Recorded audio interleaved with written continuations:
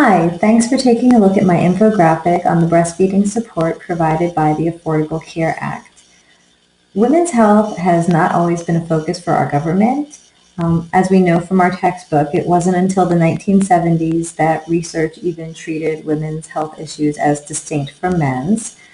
However, the Obama administration has proven to be focused on women's issues with the creation of the White House Council on Women and Girls in 2009.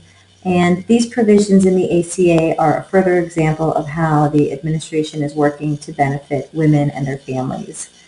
So why would the Affordable Care Act choose breastfeeding as something to support? Well, breastfeeding benefits both mother and baby. For the mother, it lowers the risk of some cancers, including breast cancer and ovarian cancer, and also lowers the risk for diabetes later in life. It may help lose weight after pregnancy, and it's less expensive and more convenient than formula. You don't have to worry about buying bottles or buying formula. You've always got your breast milk with you. You don't have to worry about packing the diaper bag.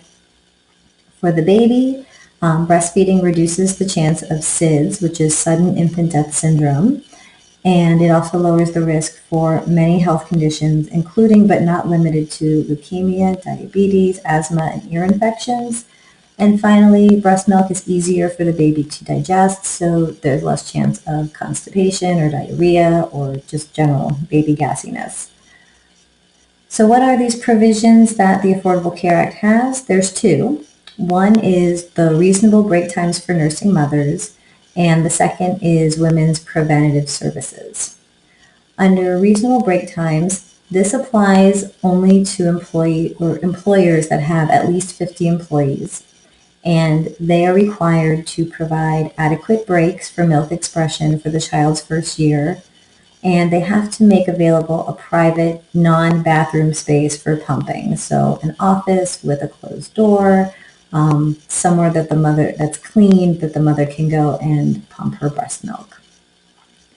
The second provision, women's preventative services, for this one, if you have an insurance policy that is from before 2010, it might be grandfathered in and these provisions may not apply. So if you know your insurance is older, you might want to check before assuming that you have these things covered.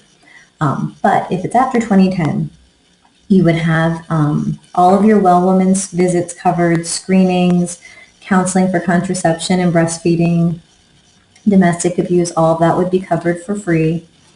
You would also be covered for breastfeeding education, including up to 6 sessions with a certified lactation consultant to help learn to breastfeed, work on the baby's latch, things like that. You would also have the opportunity for free or reduced cost breast pumps. And finally, you would have available the National Breastfeeding Hotline, which is 1-800-994-9662. And that's available Monday through Friday from 9 a.m. to 6 p.m. And that's for nursing mothers or really anyone who has questions about breastfeeding, family members, things like that. If you are interested in learning more about these programs, you can go visit hhs.gov. That'll explain all about the ACA, these programs, things like that. And as I said, if you're also interested and it applies to you, you can call your insurance company and see how that applies. So thank you for taking a look at my infographic and have a great evening. Thank you.